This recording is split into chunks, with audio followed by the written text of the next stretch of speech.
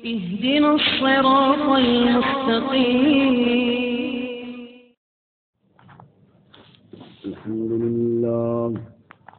الحمد لله وكفى والصلاة والسلام على خاتم الرسل وسيد الأنبياء وعلى آله وأصحابه الأتقياء. أما بعد فأعوذ بالله من الشيطان الرجيم. بسم الله الرحمن الرحيم. آمنوا بالله ورسوله وأنفقوا مما جعلكم مستخلفين فيه فالذين آمنوا منكم وأنفقوا لهم أجر كبير. وما لكم لا تؤمنون بالله والرسول يدعوكم لتؤمنوا بربكم وقد أخذ ميثاقكم إن كنتم مؤمنين. هو الذي ينزل على عبده آيات بينات ليخرجكم من الظلمات إلى النور وإن الله بكم لرؤوف رحيم. وما لكم ألا تنفقوا في سبيل الله ولله ميراث السماوات والأرض لا يستوي منكم من أنفق من قبل الفتح وقاتل أولئك أعظم درجة من الذين أنفقوا من بعد وقاتلوا وكلا وعد الله الحسنى والله بما تعملون خبير.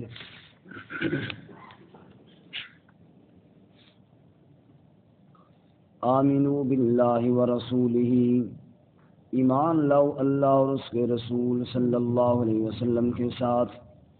وانفقوا، اور خرچ کرو، مما جعلکم مستخلفین فیہ، اس میں سے کہ بنایا اللہ نے تمہیں جس میں جانشین بننے والا، اس مال میں. والذین آمنوا منکم، بس وہ لوگ جو ایمان لائے تم میں سے. وانفقوا، اور خرچ کیا. لہم اجر کبیر، ان کے لیے بڑا اجر ہے. وما لکم لا تؤمنون باللہ، اور کیا ہے تمہیں کہ تم ایمان نہیں لاتے اللہ کے ساتھ. والرسول یدعوکم، اور رسول صلی اللہ علیہ وسلم بلاتے ہیں تمہیں. لتؤمنوا بربکم، تاکہ تم ایمان لاؤ اپنے رب کے ساتھ. وقد اخذ میثاقکم، اور یقیناً لیا تم سے پختہ وعدہ. ان کنتم مؤمنین، اگر تم ایمان والے ہو تو. والذی ينزل على عبده آیات بینات، وہی اللہ ہے جو نازل کرتا ہے اپنے بندے پر واضح آیات. لیخرجکم من الظلمات الى النور، تاکہ نکالے تمہیں اندھیروں سے نور کی طرف. وَإِنَّ اللَّهَ بِكُمْ لَرَؤُوفٌ رَحِيمٌ، اور بے شک اللہ تعالیٰ تمہارے ساتھ شفقت کرنے والا، رحم کرنے والا ہے. وَمَا لَكُمْ، اور تمہیں کیا ہو گیا، اللہ تنفقوا فی سبیل اللہ، کہ تم خرچ نہیں کرتے اللہ کی راہ میں. وَلِلَّهِ مِيرَاثُ السَّمَاوَاتِ وَالْأَرْضِ، اور اللہ ہی کے لیے میراث آسمانوں اور زمین کی. لا يستوی منکم، نہیں برابر تم میں سے. من انفق من قبل الفتح وقاتل، جس نے خرچ کیا فتح سے پہلے اور قتال کیا. اولئک اعظم درجۃ من الذین انفقوا من بعد وقاتلوا، یہ لوگ بہت بلند ہیں درجوں میں ان لوگوں سے جنہوں نے خرچ کیا اس کے بعد اور قتال کیا. وَكُلًّا وَعَدَ اللَّهُ الْحُسْنَى، اور سب سے اللہ نے وعدہ اچھا کیا ہے. اللہ بما تعملون خبیر، اور اللہ تعالیٰ جو تم عمل کرتے ہو اس کی خبر رکھنے والا ہے۔ سبحان ربک رب العزت عما یصفون وسلام علی المرسلین والحمد للہ رب العالمین۔ اللهم صل على محمد وعلى آل محمد كما صليت على إبراهيم وعلى آل إبراهيم إنك حميد مجيد۔ اللهم بارك على محمد وعلى آل محمد كما باركت على إبراهيم وعلى آل إبراهيم إنك حميد مجيد۔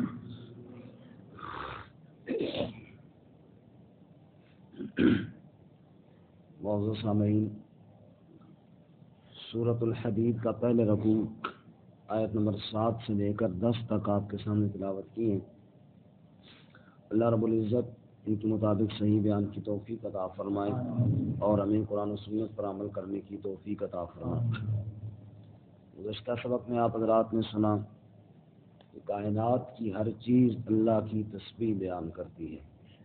وہ اللہ اتنی قدرتوں والا ہے، کائنات کو اس نے مختصر سے وقت میں پیدا فرمایا، خود عرش پر قائم ہوا، رات اور دن کا نظام بھی وہی چلاتا ہے اور ہر چیز اسی کے قبضہ قدرت میں ہے۔ آج کے سبق میں جیسا کہ میں نے کل بھی عرض کیا تھا کہ اس سورہ مبارکہ میں اس مسئلے کی تبلیغ کے لیے مال خرچ کرنے کی ترغیب بھی دی گئی ہے، اور اس میں کئی طریقوں سے ترغیب دی گئی ہے اور کئی وجوہات کی بنا پر حکم دیا کہ اللہ کی راہ میں مال خرچ کرو۔ آج کے سبق میں 2 وجوہات ہیں۔ پہلی وجہ کہ یہ جو مال تمہارے پاس ہے یہ کل کسی اور کے پاس تھا، جس سے یہ اشارہ بھی ہے کہ آئندہ کل پھر کسی اور کے پاس ہوگا۔ یہ کچھ وقت کے لیے تمہارے پاس ہے اور ہمیشہ ہمیشہ کے لیے تمہارے ہاتھوں میں نہیں رہے گا، نہ ہمیشہ سے تمہارے ہاتھوں میں ہے۔ اس لیے اس مال سے فائدہ اٹھاؤ، اور اب جب کہ تمہارے ہاتھ میں ہے اس کو اللہ کی راہ میں خرچ کرو اور اپنے لیے آخرت کا ذخیرہ بناؤ۔ جیسا کہ رسول اللہ صلی اللہ علیہ وسلم نے ارشاد فرمایا، جب انسان قیامت والے دن اللہ کے سامنے پیش ہوگا، فرمایا کہ لیس بینہ و بین اللہ ترجمان، اللہ اور اس کے درمیان کوئی ترجمان نہیں ہوگا، سیدھی سیدھی خود بات کرنی ہوگی اللہ سے، اور نہ کوئی حجاب اور پردہ ہوگا۔ دائیں جانب دیکھے گا تو اس کو اپنے نیک اعمال ہی نظر آئیں گے، بائیں جانب دیکھے گا تو اس پر بھی اعمال ہی نظر آئیں گے، اور سامنے دیکھے گا تو جہنم کی آگ بھڑک رہی ہوگی۔ اتقوا النار ولو بشق تمرہ، جہنم سے بچو اگرچہ کھجور کا ایک ٹکڑا دے کر ہی کیوں نہ بچنا پڑے۔ معلوم ہوا کہ حسب استطاعت اللہ کی راہ میں دو، اور یہ تمہیں جہنم سے بچانے کے لیے ہے۔ اس لیے فرمایا کہ یہ مال کچھ وقت کے لیے تمہارے پاس ہے اور پھر نہیں رہے گا اور نہ پہلے تھا، اس لیے اللہ کی راہ میں خرچ کرو۔ قرآن پاک میں اور کئی جگہوں پہ بھی اللہ تعالیٰ نے ترغیب ارشاد فرمائی ہے۔ ایک اللہ ارشاد فرماتے ہیں اس مال کو خرچ کرو من قبل ان یأتی احدکم الموت، اس سے پہلے کہ تمہیں موت آ جائے، فیقول رب لولا اخرتنی الی اجل قریب، پھر وہ بندہ کہے کہ اے میرے اللہ مجھے تھوڑی سی مہلت دے۔ کیوں جی؟ اب مہلت کو کیا کرنا ہے؟ فاصدق واکن من الصالحین، اب میں صدقہ کرتا ہوں اور نیک بن جاتا ہوں۔ نہ ولن یؤخر اللہ نفسا اذا جاء اجلها، فرمایا اس وقت ایک لمحے کے لیے مہلت نہیں دی جائے گی، اب وقت ختم ہو چکا، اس سے پہلے پہلے اللہ کی راہ میں مال خرچ کرو۔ یہاں پہ فرماتے ہیں آمنوا باللہ ورسولہ، ایمان لاؤ اللہ اور اس کے رسول صلی اللہ علیہ وسلم کے ساتھ، کیونکہ ایمان جتنا کمزور ہوتا ہے نا اتنا ہی عمل کرنا بھی کمزور ہو جاتا ہے۔ اگر اللہ اور اس کے رسول صلی اللہ علیہ وسلم پر ایمان ہو تو پھر اللہ اور اس کے رسول کا حکم ماننا بھی کیا ہوتا ہے؟ آسان ہوتا ہے۔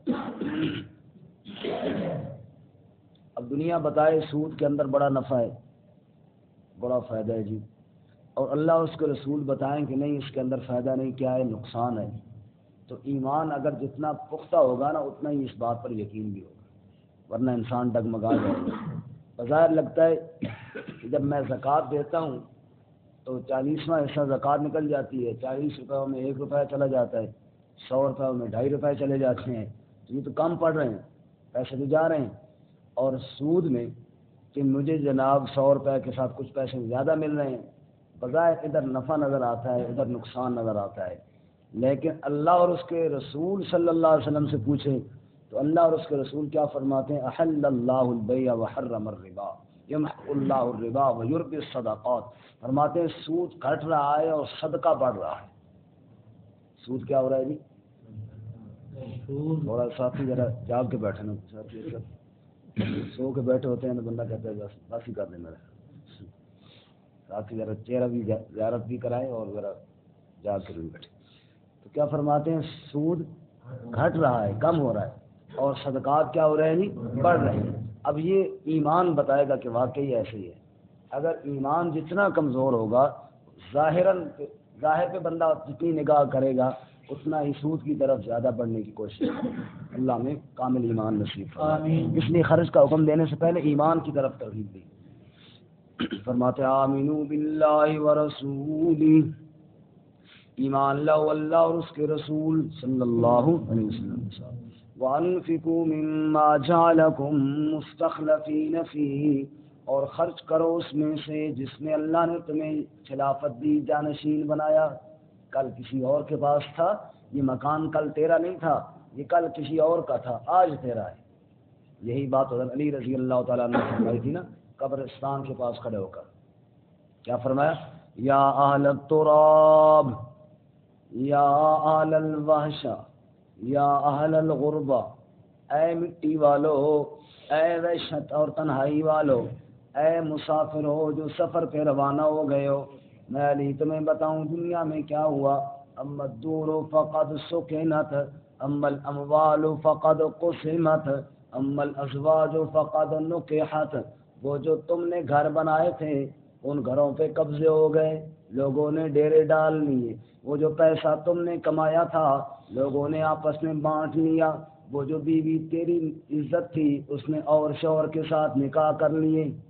یہی تو ہوا کہ وہ جو مال تمہارے تھے بانٹ لیے گئے، جو گھر تمہارے تھے ڈیرے لگا لیے گئے۔ اما جعلکم مستخلفین فیہ، اللہ فرماتے ہیں یہ ایسے ہوتا ہوا آ رہا ہے مال جو خود تیرے پاس نہیں تھا، اس لیے اللہ کی راہ میں دے۔ فالذین آمنوا منکم، بس وہ لوگ جو ایمان لائے تم میں سے، وانفقوا اور خرچ کیا، لہم اجر کبیر، ان کے لیے اللہ نے بڑا اجر تیار کیا ہوا ہے۔ کتنا اجر؟ سورۃ البقرہ میں اللہ بتاتے ہیں مثل الذین ينفقون اموالهم فی سبیل اللہ کمثل حبۃ انبتت 7 سنابل فی کل سنبلۃ 100 حبۃ واللہ یضاعف لمن یشاء۔ ایک پیسہ جس نے اللہ کی راہ میں خرچ کیا کا اس کی مثال تو ایسے ہے جیسے زمین کے اندر ایک دانہ، کسی کاشتکار نے زمین کے اندر کاشت کر دیا، پھر اس دانے سے پودا نکلا، اس پودے کے اوپر 7 سٹے اور خوشے لگے، ہر خوشے کے اندر 100 دانے ہوں، ایک دانے کے نکلے 7 سٹے اور ہر سٹے کے اندر 100 دانے، تو ایک دانے کے بن گئے 700 دانے۔ اللہ فرماتے ہیں ایک میرے راہ میں خرچ کر کے تو دیکھنا، میں 700 گنا اجر تجھے عطا کروں گا۔ اور آگے اللہ فرماتے ہیں واللہ یضاعف لمن یشاء، اسی 700 پر بس نہیں، اللہ جس کے لیے جتنا چاہے گا اضافہ فرما دے گا۔ یہ آخری حد نہیں ہے کہ 700 ہوگا، اس سے بھی اللہ بڑھائے گا۔ مولانا روم رحمۃ اللہ علیہ کا واقعہ جو انہوں نے نقل فرمایا، فرماتے ہیں ایک بدو اور دیہاتی غریب آدمی جنگل میں رہنے والا، دل میں خیال پیدا ہوا بادشاہ کو ہدیہ دینا چاہیے۔ کس کو دینا چاہیے؟ بادشاہ کو ہدیہ دینا چاہیے۔ اب سوچتا ہے کہ کون سی چیز دوں، میرے پاس کیا ہے بادشاہ کو دینے کے لیے، جو میں لے کر جاؤں گا بادشاہ کے پاس ڈھیر لگے ہوں گے۔ کئی مہینے گزر گئے سوچتے سوچتے، شوق تھا کہ کوئی ہدیہ دوں بادشاہ کو۔ ایک دن بارش ہوئی، کہنے لگا ایسے کرتا ہوں بادشاہ کے پاس بارش کا پانی تو نہیں ہوگا، یہی پانی کا گھڑا بھر کے یہی ہدیہ کر دیتا۔ اس نے جناب صاف پانی بارش کا اکٹھا کیا ایک صاف ستھرا گھڑا لیا، دھویا صحیح صاف کر کے، اس کو بھرا اس پانی کے ساتھ، اوپر سے بند کیا، سر پہ رکھ کے روانہ ہو گیا۔ اب جناب بادشاہ کا محل اس کے گھر کے پاس تھوڑا ہی تھا، وہ تو جاتے جاتے 15-20 دن لگ گئے، پھر وہاں ملتے ملتے فوراً ٹائم کہاں ملتا ہے، پھر کئی دن لگ گئے، وہ جو کئی مہینے کے لگ بھگ بعد کہیں ٹائم ملا بادشاہ کے دربار میں۔ اب اسے یہ ذہن میں کوئی نہیں ہے کہ یہ تازہ تو اس دن تھا جس دن میں نے بھرا تھا، اب تو یہ مہینے کا باسی ہو گیا ہے۔ خیر بادشاہ کے دربار تک رسائی ہوئی، ملا، دعا سلام کیا، آداب کے ساتھ پیش آیا۔ بادشاہ نے پوچھا کیسے آنا ہوا؟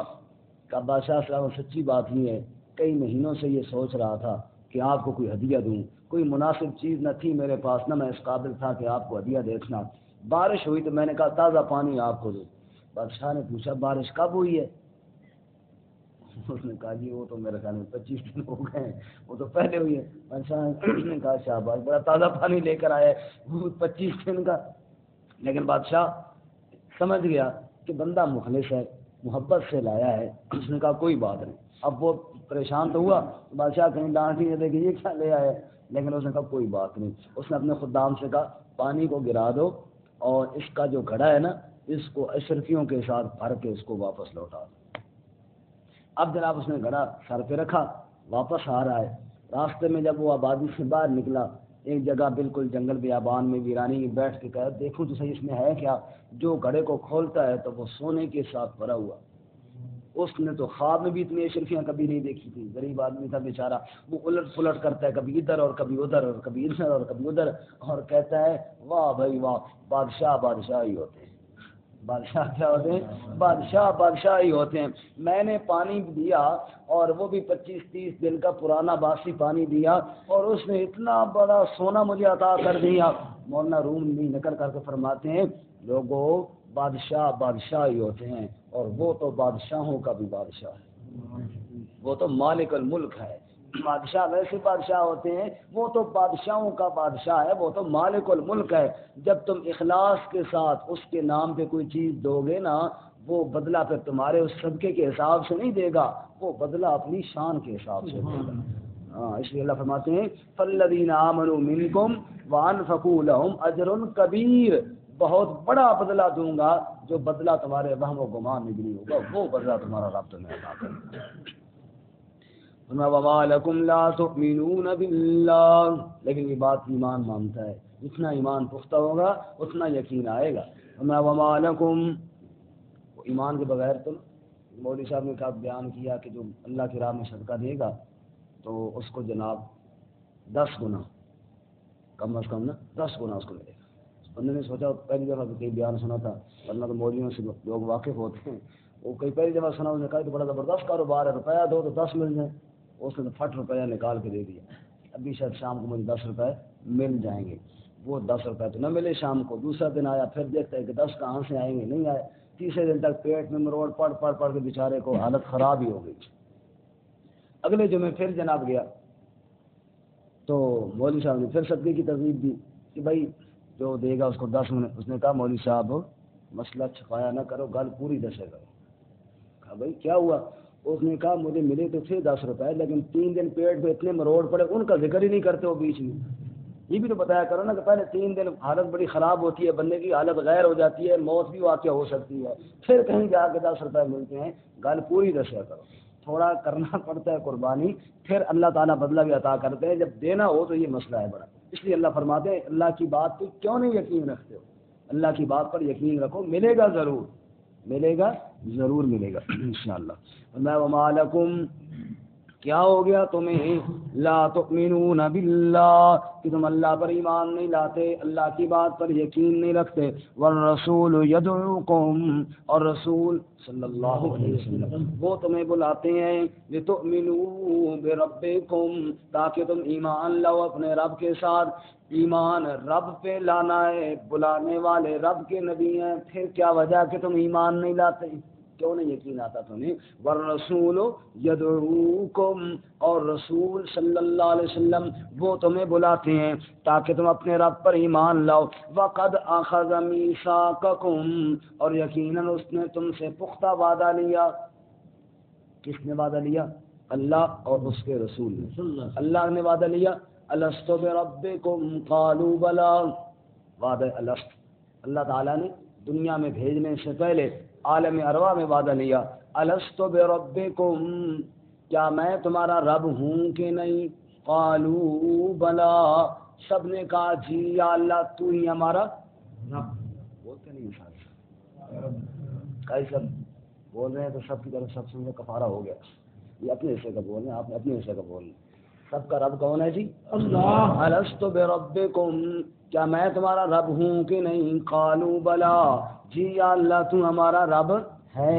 پھر قرآن اللہ نے نازل کیا، قرآن کا پہلا صفحہ دیکھو، الحمدللہ رب العالمین، لوگوں سارے جان کا پالنے والا اللہ ہے۔ قرآن پڑھتے پڑھتے مکمل ہو گیا، آخری صفحے پہ پہنچے، قل اعوذ برب الناس، قل اعوذ برب الناس، لوگوں تمہارا پالنے والا بھی کون؟ اللہ ہی۔ نمازی نماز کے لیے مسجد میں آیا اور آ کر کھڑا ہوا، حالت قیام، ایک حالت نماز کی، دوسری حالت رکوع والی، تیسری حالت سجدے والی، چوتھی حالت قعدے اور بیٹھنے والی، 4 حالتیں ہیں نماز میں۔ ہر حالت کے اندر رب کی ربوبیت کا ذکر ہے۔ کھڑے کھڑے کہتا ہے الحمدللہ رب العالمین، جھک کر کہتا ہے سبحان ربی العظیم، سجدے میں کہتا ہے سبحان ربی الاعلی، بیٹھ کر دعا مانگتا ہے رب اجعلنی مقیم الصلاۃ، ادھر بھی ربوبیت کا تذکرہ، جھک کر بھی ربوبیت کا تذکرہ، سر سجدے میں رکھ کے بھی اللہ کی ربوبیت کا اقرار، بیٹھ کر بھی یا اللہ تو ہی میرا رب ہے۔ اتنا زیادہ کیوں؟ تیرے مرنے کی دیر ہے، قبر کے اندر جائے گا، پہلا سوال پھر یہی ہونا ہے مر ربوں کا، رب تیرا کون ہے؟ اتنے پختہ وعدہ جب اللہ کریم تجھ سے کر رہا ہے، بار بار تجھے سمجھا رہا ہے میں رب ہوں، میں رب ہوں، فرمایا وَقَدْ أَخَذَ مِيثَاقَكُمْ، رب نے تو تجھ سے پختہ وعدہ لیا ہوا ہے کہ پالنے والا میں ہوں، پھر روزی کی فکر کس بات کی؟ ایک مطلب اللہ نے وعدہ لیا، دوسرا مطلب اللہ کے نبی نے وعدہ لیا۔ اللہ کے نبی بیعت لیتے تھے صحابہ کرام سے، ایمان پر بیعت، خوشی غمی میں ہر بات میں اللہ کے نبی کی اطاعت پر بیعت، اور فرمایا اللہ کی راہ میں مال خرچ کرنے پر بھی بیعت، جہاد پر بھی بیعت، فرمایا یہ نبی پاک تم سے وعدہ لیتے ہیں، فرمایا وَقَدْ أَخَذَ مِيثَاقَكُمْ، اللہ بھی تم سے وعدے لے رہا ہے، اس کے نبی بھی تم سے وعدے لے رہے ہیں، إِن كُنتُم مُؤْمِنِينَ، اگر مومن ہو تو پھر اللہ اس کے نبی کے پختہ وعدوں پر پختہ یقین رکھو۔ اللہ میں نصیب فرمائے۔ هو الذی ينزل على عبده آیات بینات، پھر صرف وعدوں پہ نہیں، اللہ مزید قرآن نازل کر کے تمہیں سمجھا بھی رہا ہے بار بار۔ هو الذی، وہی اللہ، ينزل على عبده آیات بینات، جو نازل کرتا ہے اپنے بندے پر، یعنی حضرت محمد صلی اللہ علیہ وسلم، آیات بینات، واضح نشانیاں، واضح آیات، آیات بینات، کیوں؟ لیخرجکم من الظلمات الی النور، تاکہ نکالے تمہیں اندھیروں سے نور کی جانب۔ تم گمراہی کے اندھیروں میں ڈوبے ہوئی ہو، کوئی شرک کے اندھیروں میں، کوئی جہالت کے اندھیروں میں، کوئی کفر کے اندھیروں میں، کوئی بخل کے اندھیروں میں، ان سارے اندھیروں سے نکالنے کے لیے قرآن نور بن کے آیا ہے۔ قرآن کیا ہے جی؟ وَإِنَّ اللَّهَ بِكُمْ لَرَؤُوفٌ رَحِيمٌ، اور بے شک اللہ تعالیٰ تمہارے ساتھ شفقت کرنے والا، رحم کرنے والا ہے۔ یہاں تک ایک وجہ بیان ہوئی، اللہ کی راہ میں مال خرچ کرو اس لیے کہ یہ مال تمہارا نہیں، کل کسی اور کا تھا، آئندہ کسی اور کا ہو جائے گا۔ دوسری وجہ انشاءاللہ کل پڑھیں گے۔ اللہ تعالیٰ عمل کی توفیق عطا فرمائے۔ دوبارہ سے آمنوا باللہ ورسولہ، ایمان لو اللہ اور اس کے رسول کے ساتھ، وانفقوا مما جعلکم مستخلفین فیہ، اور خرچ کرو اس میں سے جس نے بنایا تمہیں جانشین بننے والے اس میں، والذین آمنوا منکم، بس وہ لوگ جو ایمان لائے تم میں سے، وانفقوا، اور خرچ کیا، لہم اجر کبیر، ان کے لیے بڑا اجر ہے۔ وما لکم لا تؤمنون باللہ، اور کیا ہو گیا کہ تم ایمان نہیں لاتے اللہ کے ساتھ، والرسول يدعوكم، اور رسول پاک صلی اللہ علیہ وسلم تمہیں بلاتے ہیں لتؤمنوا بربکم، تاکہ تم ایمان لاؤ اپنے رب کے ساتھ، وقد اخذ میثاقکم، اور یقیناً لیا تم سے پختہ وعدہ، ان کنتم مؤمنین، اگر تم ایمان والے ہو تو، هو الذی ينزل على عبده آیات بینات، وہی اللہ تعالیٰ تو ہے جو نازل کرتا ہے اپنے بندے پر واضح آیات، یخرجکم من الظلمات الی النور، تاکہ نکالے تمہیں اندھیروں سے نور کی طرف، وَإِنَّ اللَّهَ بِكُمْ لَرَءُوفٌ رَحِيمٌ، اور بے شک اللہ تعالیٰ تمہارے ساتھ شفقت کرنے والا، رحم کرنے والا ہے۔